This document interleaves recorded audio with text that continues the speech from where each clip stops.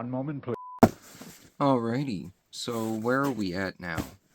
It is November something.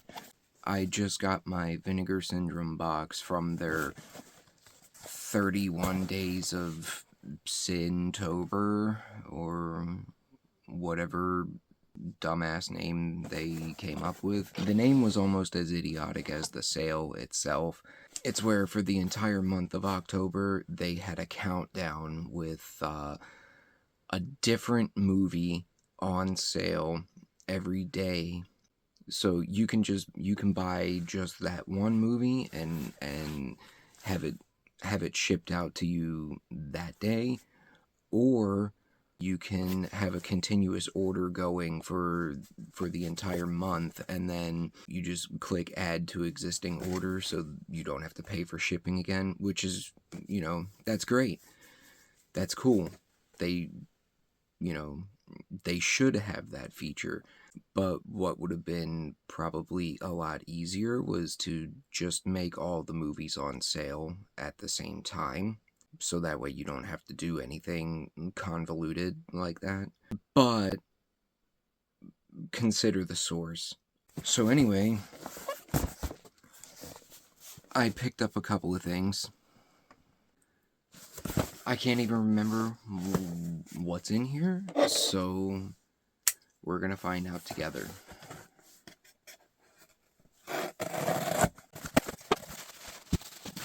It's one thing I do have to give to Vinegar Syndrome. Out of all of the other boutique labels, I feel like they're the only company that actually bothers to use bubble wrap. And I'll never understand why. First up, we got Play Dead, directed by Peter Whitman, starring nobody I've ever heard of. This was a trauma movie. This was released in 1982. It says it has reversible cover art. This one is, that's fine for now. I don't know what the reverse is going to be, but I like that one. Then we have The Devonsville Terror, directed by Uli Lamel, starring nobody I've ever heard of except for Donald Pleasance. This has reversible artwork as well. I think it had a different cover that made me want to buy it, or like an original poster that I saw that made me interested in it. This is from 1983, and it's not a trauma movie. And next up we have Terror at 10 Killer. I don't know what that means. I don't know what a 10 killer is.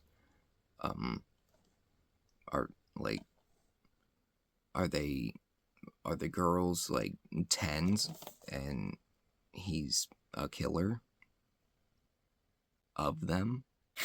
Like, he just kills 10s? I was really disappointed that I was forced to get this in 4K. I have no interest in the 4K. I had no interest in the price of the 4K either, so I'm really not happy about that. And the slipcover, so that was extra, of course.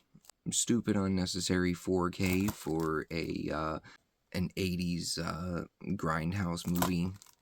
This is from 1986. Unlike the regular Blu-rays, the 4Ks don't have the little useful information panel on the side right there. Everything is just scattered in this giant paragraph that I don't feel like reading. I just wanted to look at it real quick and see who it was directed by and starring, like the regular Blu-rays have, but the 4Ks don't. It is a cool slipcover though. It's matte with a gloss embossing. Yeah, I'm trying to read this just ridiculously overcrowded, just jumbled up paragraph at the bottom to see. I just wanted to see if they would mention who did the artwork. I know this artist does a bunch of covers for Vinegar Syndrome and probably for some other companies. And, actually, like, his artwork is actually good. I don't see it on here. I'll have to look it up. and just write it on the screen in post. And next up we have the Cardona Collection, Volume 2, and that includes Beaks, the movie, Under Siege. I'm assuming that is not the Steven Seagal movie. Now I know why you're a cook. You hit like a faggot. La Casa que Arde de Noche, and SOS Conspiracion Bikini. And it has another slipcover inside of that goes over the main case. So that's cool. It's nice that you get like four different panels of artwork. You know, it's not the greatest artwork I've ever seen, but it's definitely not the worst either. More embossing on the gloss title there. All of these movies are from between 1967 and 1987. The 4 movies spanning 20 years there. Beaks, the movie, from 1987. Under Siege from 1980. La Casa que Arde de Noche from 1986. And SOS Conspiracion Bikini from 1967. This is 4 movies on 3 discs. That drives me absolutely insane. I will never understand why companies do that. Either make it 4 movies on 4 discs or 4 movies on 2 discs. I don't understand the, you know, maybe the 3rd disc is just bonus features. If that's the case, then whatever. But I'll never understand the odd number of discs and shoved inside of one standard size case instead of just making a box set. Why can't it just be 4 movies, 4 discs inside of a box? It's a pretty simple formula they've been doing for 30 years. And the next thing here is very special to me. The entire reason I got this was for that right there. The Guy from Harlem has finally been restored, remastered, and re-released, preserved from AGFA's 35mm theatrical print.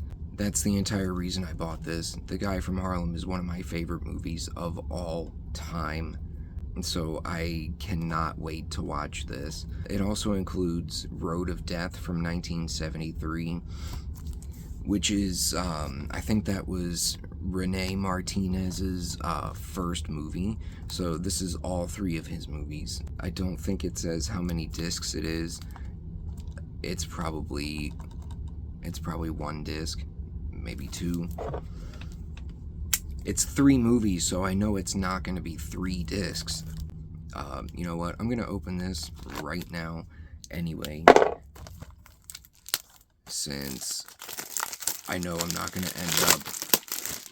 I don't need to keep this sealed because I'm not going to end up trying to flip it or anything, since the whole reason I bought it was just for The Guy from Harlem. To own it on something other than the horrible DVD that was released from Cheesy Flicks or whatever that company is called that makes glorified bootlegs of random horrible movies. You know what? This actually makes me kind of mad because I opened this up and there's a postcard here with a still from The Guy from Harlem. You know, the back panel artwork behind the tray is another still from The Guy from Harlem. So why did they go through the trouble of doing all of this, you know, restoring all 3 of the movies? And obviously they have a big focus on The Guy from Harlem here, using two stills from it in the packaging, but then we just used the same exact cover from the Super Soul Brother DVD release that came out like 5 years ago. So what's the point? Somebody's really into The Guy from Harlem, but just not enough to give it its own separate release. Like, that's just disrespectful to The Guy from Harlem. Like I said about the Cardona collection, why couldn't it just be a box set? Why couldn't this just be a box set?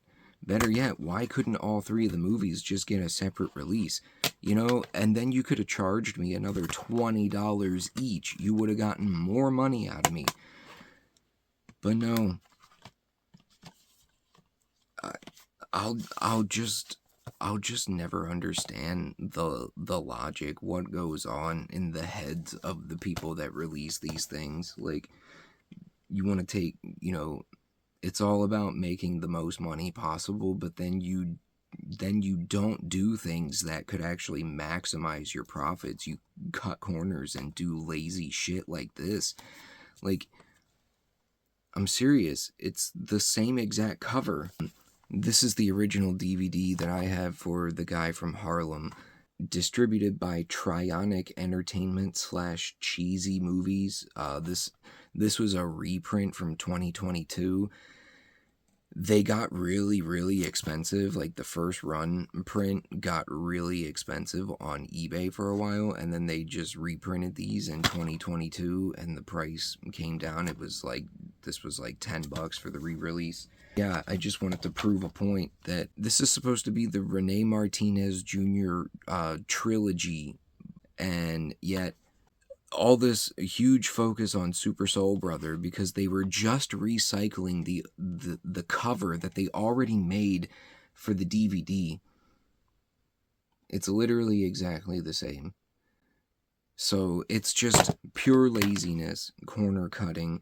This is from 2015, so yeah, this came out 10 years ago, and now we finally got the other 2 movies, including, you know, The Guy from Harlem, and we couldn't bother to do 3 separate cases with covers and discs and just make a nice box set. I probably would have paid $100 for that, and I'm not kidding. I would have pre-ordered that. Like, if there was a nice box set for this, like they did with the Rudy Ray Moore movies, I would have happily paid $100 for that. Instead, we resort to, you know, they have this on clearance right now. I guess nobody's buying it. And it's because you do lazy shit like this, okay? Why did you use the same cover and just Super Soul Brother when it's 3 movies? Why didn't you make The Guy from Harlem the focus on here? I don't know. I can't spend all night talking about the stupid shit that you do. This should have been a trilogy box set. The Guy from Harlem should have had its own release at the very least. And like I said, you would have gotten more money out of me. You would have gotten more money out of everybody who bought that. But this is just lazy nonsense. 3 movies on 1 disc. I'm done. I'm moving on. We got Homegrown Horrors Volume 2, which includes Hanging Heart, Moonstalker, and Dead Girls. I don't think I've ever heard of any of these, but they all look halfway interesting to me. Dead Girls, directed by Dennis Devine, starring nobody that I know, released in 1990. The aspect ratio is still 1.33 to 1, so that sucks, but it was newly scanned from a 16mm negative. Hanging Heart, directed by Jimmy Lee, starring nobody that I've ever heard of, released in 1989, and aspect ratio is 1.85 to 1, a new 4K scan from the 35mm. And then this, I don't even want to show this, but yeah. I'm sorry, but I'm gonna try not to go on another rant that was just as long as the guy from Harlem one. But you guys gotta stop getting this dude, the dude, to do artwork. I mean, this is just sorry. I'm sorry. But this is not good. This is not anything. That's not a thing. It astounds me every time I see this image. Like, I've seen this for years. I've seen this pictures. I've seen this cover so many times on Instagram for the last 3 years, and it gives me the same reaction. Like, it, you know, activates like my gag reflex every time I see this. This is bad. This is not good. This is unprofessional. I don't know what the deal is. I don't know how you can, like, happily put your label on something that looks like this. I mean, that's all I can do at a certain point is just laugh. Yeah, I mean, the movie looked halfway interesting from what I've seen about it. Yeah, I would love to flip the artwork immediately. It says reversible sleeve artwork, but I'm not going to do that yet. I'm going to keep these sealed because I don't know if I really want them that much. Maybe I'll end up just getting, like, I'll end up putting this on eBay in a few years when it's worth $1 million or whatever. I got volume 3 as well. The only reason I got them, volumes 2 and 3, was because my friend BADMRFROSTY gave me volume 1, which is out of print. I was trying to buy it before the sale, before the SYNTOBER whatever sale started. I was trying to buy this, but it's out of print. And then I saw they had volumes 2 and 3. Oh yeah, these homegrown horror box sets weren't part of the SYNTOBER sale. Neither was the Cardona collection or the Rene Martinez collection. They were just an existing order that I had right before SYNTOBER started, I think. So then SYNTOBER started, and thankfully I was able to add all the other movies to that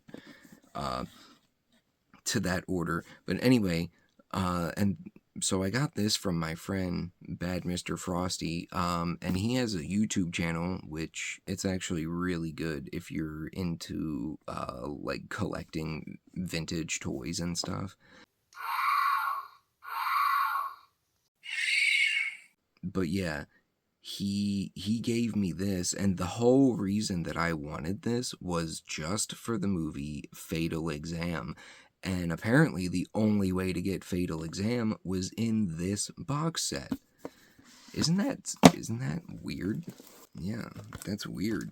So yeah, this was Winter Beast, Beyond Dream's Door, and Fatal Exam. And I know I just went on and on about that horrible cover for Moonstalker, but this is actually worse. What were they thinking? What is this? Dude, this is so bad. Thank God this has reversible artwork. Like, that was just... Dude, guys, you need a new person in the art department, or like whoever's responsible for picking out artwork, because like I had to flip that around to the Dude Designs cover. in order to have something better to look at. That's not good. The whole reason I got any of these homegrown horrors, horrible looking box sets, is just because I wanted Fatal Exam. And then when I saw I had to have a box set to get it, I figured I would get the other two as well, just to complete it, because I'm a moron. But yeah, Fatal Exam from 1988, directed by Jack Snyder, and starring nobody I've ever heard of. Winter Beast from 1992, directed by Christopher Thies. Don't know. Starring, nobody I know. And then Beyond Dream's Door from 1988. Again, with the aspect ratio, this is 1:33:1. I guess it was shot on 16mm again. Yeah, from 16mm original camera negative with tape inserts. Fatal Exam is 185, and Winter Beast is also 133 from its original 16mm and Super 8mm film elements. So I guess these are really homegrown. Like, they are really like low budget home videos, it is looking like. This includes Haunted Ween from 1991 in 1:37:1 from 16mm camera elements.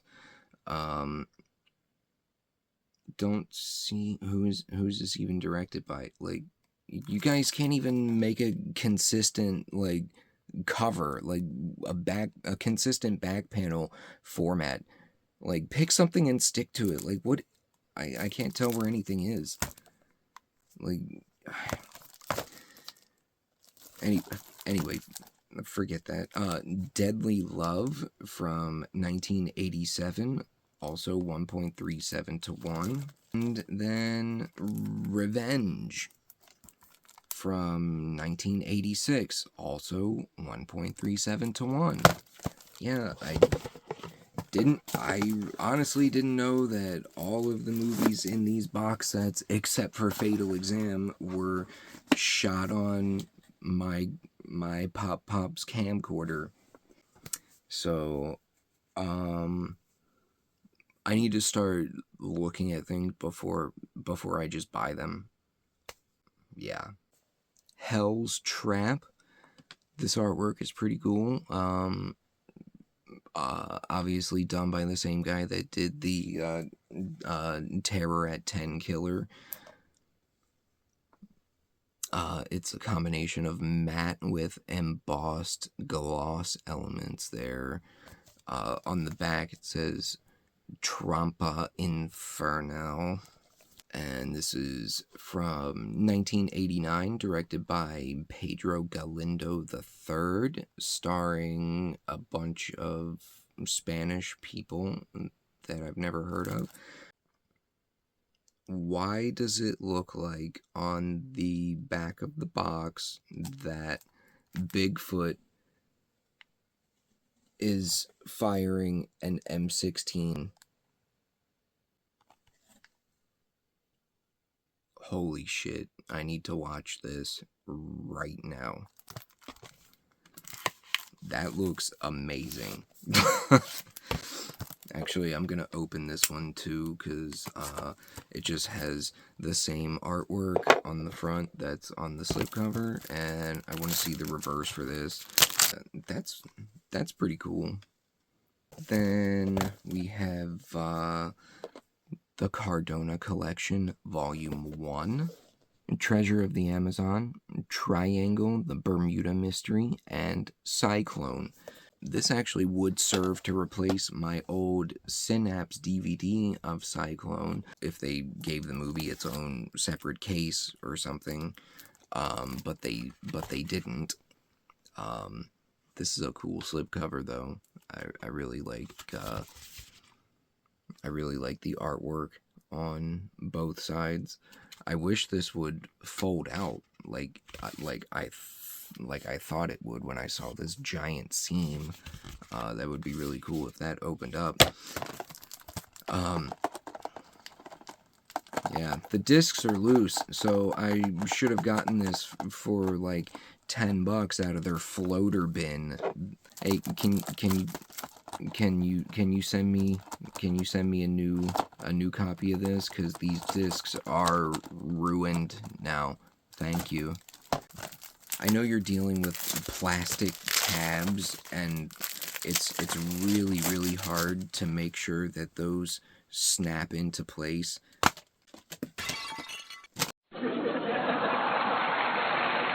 Yep, great. It fell on the floor. There's a nice big greasy fingerprint on there. So somebody manhandled this with their painted fingernails, but they couldn't quite get that to snap in. You hear that? It snapped. So you don't just throw it in there and then close it. You put it in until you hear the snap. Here, we'll try it again. You put it in there, snap. That means it's good to go. Just for future reference. So yeah, there are 3 separate discs at least, so I could theoretically, if I wanted to waste my time and energy, I could print out my own artwork and cases and make an actual box set, but you know, these are cool for now. Then we got Pigs. This was originally distributed by Troma back in the day, and I have the DVD back, you know, on the shelf behind me, but it's behind the couch, and I don't feel like moving it right now. This is from 1973, directed by Mark Lawrence. This movie is really fun. I've only seen it on the crappy Troma DVD that's cropped to hell and back from, you know, it's like a pan and scan VHS rip or something. But this is remastered in 185, so I had to get that because I love the movie, and yeah, I want to see it in widescreen for the first time. Don't necessarily care about the restoration, I just want to see it in widescreen. Scanned and restored in 2K from 35mm interpositive with select shots sourced from 35mm theatrical prints. Okay, we have the very last thing in the box here, and now that I've opened it and I'm looking at it, I remember this is one of the main things that I wanted. This is The Ghost Dance. This is from 1982, directed by Peter F. Buffa, and starring nobody that I've ever heard of. But yeah, and you know, I'm really interested in horror movies, slashers from the 80s that are about, you know, that have like a Native American killer, like Scalps, or like Creepshow 2. That counts to me. Yeah, I wish that segment in Creepshow 2 was its whole own movie, because that would be awesome. Here's everything I got from the little SYNTOBER haul, and some, you know, other stuff that wasn't on sale, but I got anyway. So hopefully you enjoyed the video. Thanks for watching, and you know, take all the bullshit I say with a grain of salt, or don't take it at all. I don't really give a shit.